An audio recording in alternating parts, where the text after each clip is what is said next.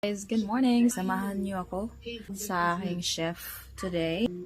Umaga pa naman. And sobrang naka-jacket talaga ako kasi sobrang lamig dito sa amin. Isa yun sa mga pinaka-challenge ko working from home. Hindi ako mahilig sa malamig. So later on, just give me like at least an hour to take a nap and then see you later.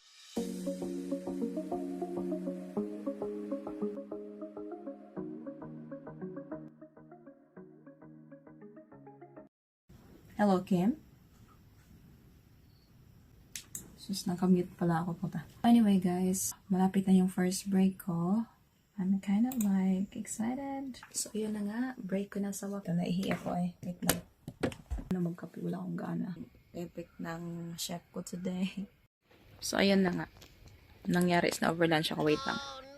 Hindi ko sinadya. Inantok talaga ako.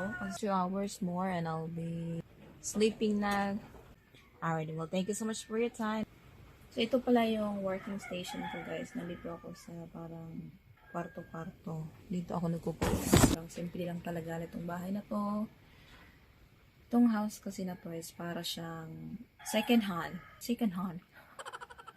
Dito kasi nakatira yung kapatid ko dati. Tapos, since sila ng bagong bahay, iniwanan na nila to. And I decided to stay here.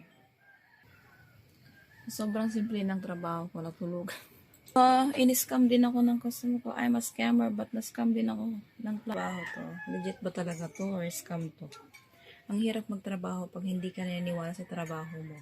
Tonight, chef, meron akong kasamang butterfly na umaligid-aligid sa akin. I don't know if it's a bad omen or a bad sign. Tang-ina talagang manok na to. Nag-explain ako eh.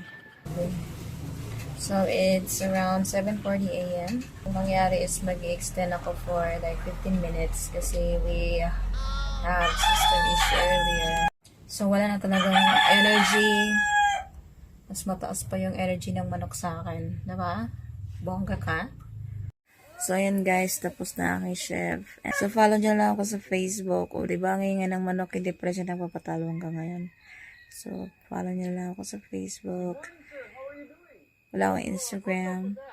Or subscribe ka sa YouTube channel pa. Bye. Good night. Good night.